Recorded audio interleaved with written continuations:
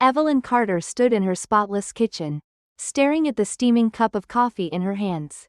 The morning sun poured through the windows, casting a golden glow over the marble countertops, the ones she had personally picked out when she and Daniel bought this house together. A house that was supposed to be their forever home. She had spent years making this place feel warm, lived in, perfect, just like she had spent years making herself the perfect wife. Supportive, understanding, always there to pick up the pieces when Daniel was too busy chasing his dreams.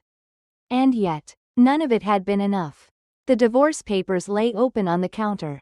The words irreconcilable differences staring back at her like a cruel joke. 12 years. That's how long she had loved him. 12 years of sacrifice. Of putting his dreams before hers. Of smoothing over his mistakes. Of building him up when no one else believed in him. And now? Now she was nothing but a burden. A placeholder. Someone too predictable. Too safe. Daniel had said it so casually that morning. Standing in their foyer, briefcase in hand like he was about to head off to just another business meeting. You've always been great, Evie, but I need more. I need someone who excites me, challenges me. She had felt the words hit her like a slap. But the real blow came seconds later. I've found that with Madison. Madison, her best friend, the woman she had trusted, confided in, shared secrets with. Evelyn could still hear the way Madison had laughed when they were younger. Clinking their glasses together over late-night cocktails, promising each other that no matter what, their friendship would outlast everything.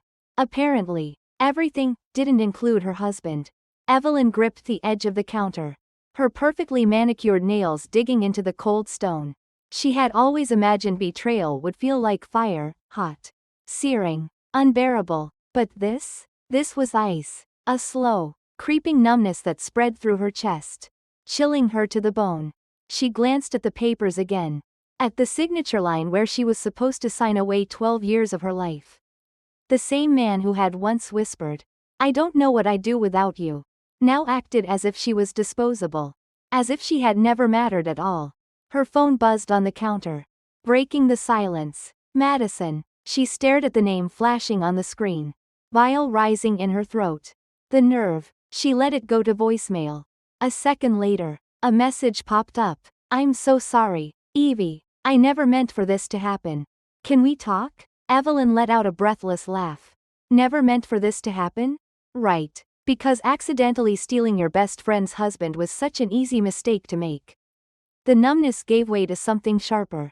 Something colder. She reached for her coffee. Taking a slow sip. They thought they had won. They thought she would sign the papers. Walk away quietly. Let them have their perfect little love story. What they didn't know, what they never bothered to realize, was that Daniel's entire empire, his success, his precious company, had been built on her. And she wasn't about to let them take everything without a fight. Evelyn sat in her home office. The one Daniel used to joke was just a little side project space. He never took her seriously. Never really understood the power she had. But now, as she stared at the financial statements spread out in front of her, she realized just how blind he had been. She had built this. Daniel had always been the face of Carter and Company, the charming CEO. The man who shook hands and gave speeches. But the real work? The financial strategies, the risk management, the careful networking that turned the company from a struggling startup into a multi-million-dollar enterprise? That was all her. She had been the one crunching numbers at midnight. She had been the one negotiating deals behind the scenes. And, most importantly, she had been the one who had funneled her own inheritance into the company during its first shaky years, keeping it afloat when no bank would approve a loan.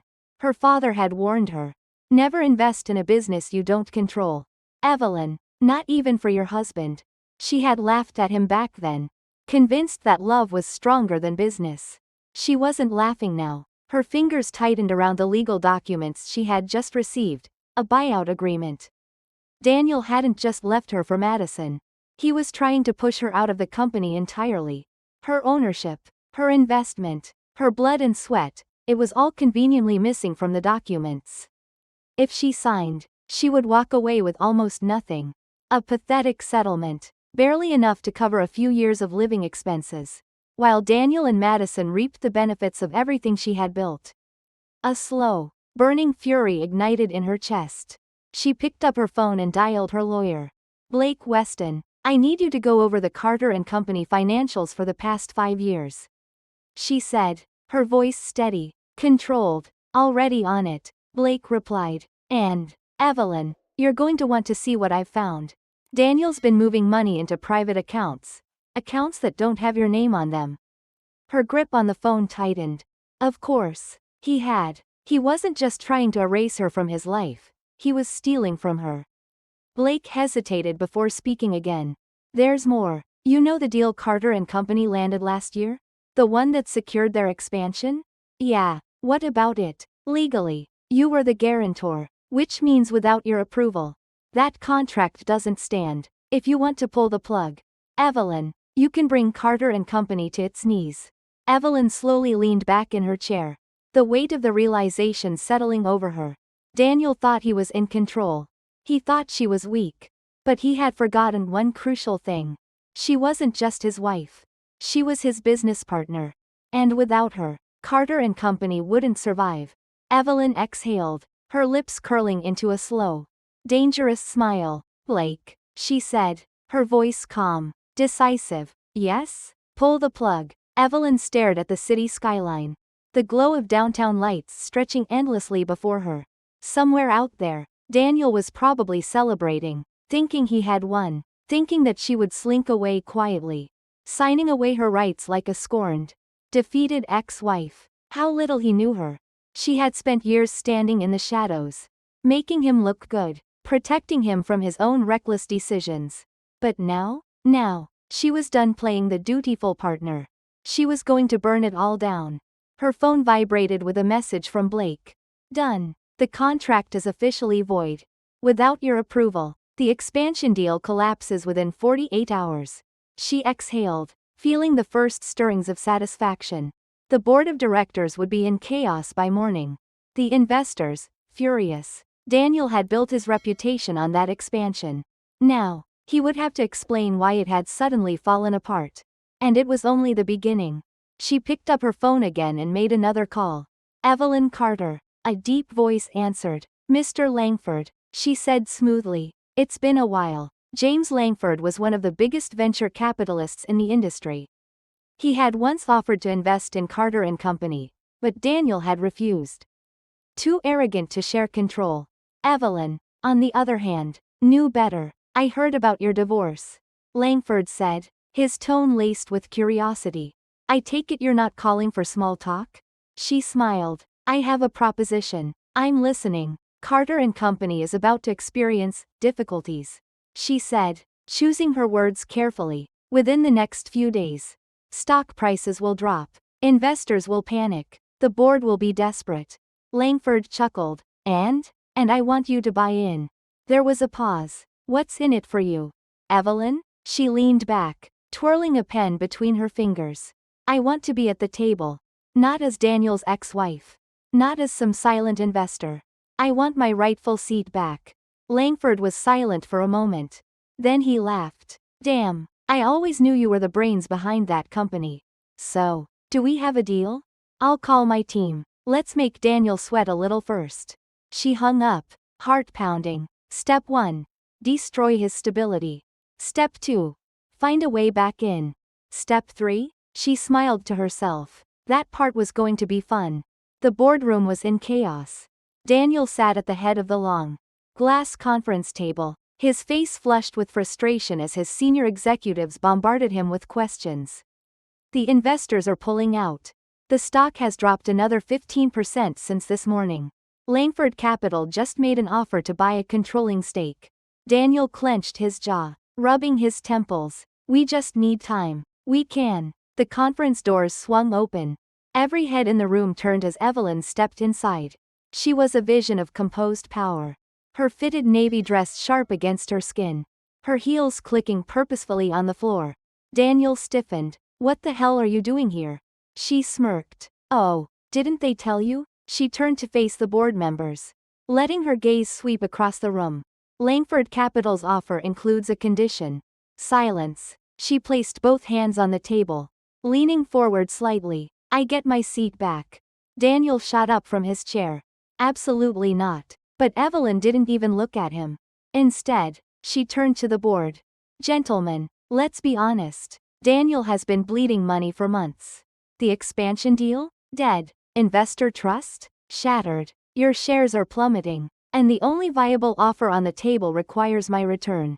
She crossed her arms, her voice dangerously smooth. So, ask yourselves. What matters more, your loyalty to Daniel, or your own financial survival? A heavy silence fell over the room. Then, one by one, the hands went up. Daniel's face drained of color as the chairman cleared his throat. It's settled. Then, effective immediately, Evelyn Carter is reinstated as co-owner of Carter & Company. Evelyn's lips curled in satisfaction. She had won. Daniel slammed his fist on the table. This is my company. Evelyn turned to him, her expression unreadable. No, Daniel, this company was ours. You were too arrogant to see it. She took a step closer, lowering her voice just for him. You threw me away like I was nothing. She tilted her head. How does it feel to realize I was everything? His jaw clenched, his eyes flashing with rage. But he had nothing left to fight with. Evelyn straightened, her gaze sweeping over the room one last time. Now, she said, turning toward the door, let's get back to business. And just like that, Carter & Company was hers again. Daniel stormed out of the boardroom, his pulse pounding in his ears. The company he built, the one he fought for, was slipping from his grasp. And Evelyn? She walked away like she owned the place. Because now, she did. His phone buzzed violently in his pocket. Unknown number. He hesitated, then answered. What? A voice purred through the receiver. Well, that was quite the show. His grip tightened. He knew that voice. Victoria Langford, CEO of Langford Capital, the very firm that had just struck a deal with Evelyn. Daniel swallowed hard. What do you want? She chuckled. You're not stupid. Daniel, you know exactly what I want. His free hand clenched into a fist. She won't let you take full control.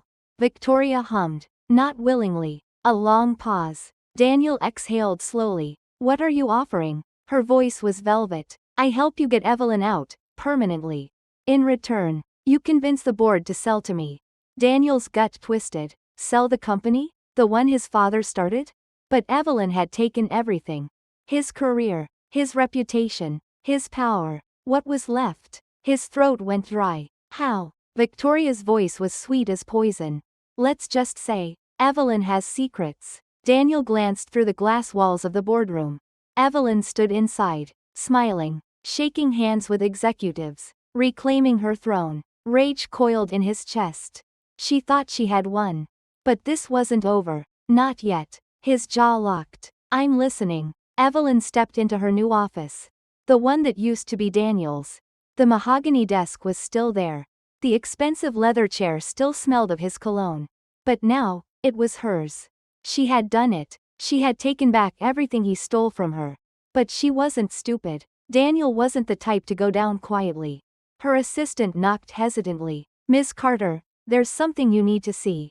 Evelyn frowned. What is it? The assistant handed her a file. A report leaked online this morning. About you. Evelyn's stomach tightened. She flipped open the folder. Anonymous tip. The true face of Evelyn Carter. The document accused her of fraud, insider trading, and unethical business dealings. The numbers were twisted, taken out of context. But to an outsider, it looked damning. Her eyes narrowed. Daniel. Her phone rang. She already knew who it was. She took a breath, then answered. You really are pathetic. Daniel. His laugh was bitter. That was just a taste. Resign now, and I'll make sure this all goes away. Evelyn smirked. You must really be desperate. If you had any real proof, you wouldn't be calling me. You'd be calling the SEC. Silence. She had him. Daniel's voice was colder this time. You don't understand what you've started. Evelyn, you can't just erase me. She leaned back in his old chair. I didn't erase you. Daniel, you did that yourself. He exhaled sharply. You think you've won? Oh, I know I have. Evelyn swiveled to face the window, staring down at the city skyline. You made one fatal mistake. Daniel, and what's that? She smiled. You bet against me. Then, with absolute calm, she hung up. And just like that, Daniel Ford was done. Evelyn sat in the grand office that once belonged to Daniel, her fingers lightly tracing the polished oak desk. The city skyline stretched out before her, a glittering reminder of just how far she had come. She could almost hear Daniel's voice echoing in the walls, his arrogant laughter when he had first dismissed her as nothing more than a stepping stone. But now, she was the one at the top.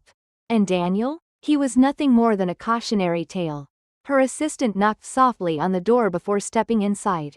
Ms. Monroe, there's a call from Daniel Kingston. Do you want to take it? Evelyn's lips curled into a slow, knowing smile. Put him through. A second later, the line clicked, and Daniel's voice came through. But it was different now, strained, desperate, hollow. Evelyn, he began, his usual arrogance stripped away. We need to talk. She leaned back in her chair, savoring the moment. About what, Daniel? How you stole my company. How you thought you could bury me and walk away unscathed. You've made your point, he said quickly. You've humiliated me, destroyed my reputation, taken everything. But there has to be a way we can fix this. Evelyn let out a soft, amused chuckle. Fix this? You didn't offer me any solutions when you stole my life's work. You didn't think twice before throwing me out like I was disposable. Daniel was silent. Evelyn's voice hardened. Tell me, Daniel, how does it feel to lose? To have the people who once worshipped you turn their backs on you? To know that everything you built now belongs to me? I have nothing left, he admitted, his voice barely above a whisper. Everything's gone. That's where we differ, Evelyn said smoothly. Because when you took everything from me, I rebuilt. Smarter, stronger, and now, you're the one left with nothing. She could hear him breathing on the other end of the line, struggling to find the right words. What do you want, Evelyn? He finally asked. Almost begging, she tapped her nails against the desk, pretending to consider. Nothing, because unlike you, I don't need revenge to feel powerful. I already won. With that, she ended the call, cutting off whatever last plea he had been about to make. Her assistant peeked in again. There's also a request from a journalist. They want to do an exposé on Daniel's downfall. They're asking if you'd like to comment. Evelyn smiled as she picked up a pen and signed off on the final acquisition papers, sealing Daniel's fate once and for all. Tell them, she said, standing up and smoothing out her sleek black dress. I have nothing to say. Then she turned on her heels and walked out of the office, stepping into the next chapter of her life, one where she didn't just survive. She thrived. This story proves that true power comes from resilience, not revenge. Evelyn was betrayed, discarded, and underestimated, but instead of letting it break her, she rebuilt herself stronger than ever. She didn't just take back what was stolen, she rose above it, proving that the best revenge is undeniable success. This is a lesson in strength, perseverance, and knowing your worth. What do you think about this story?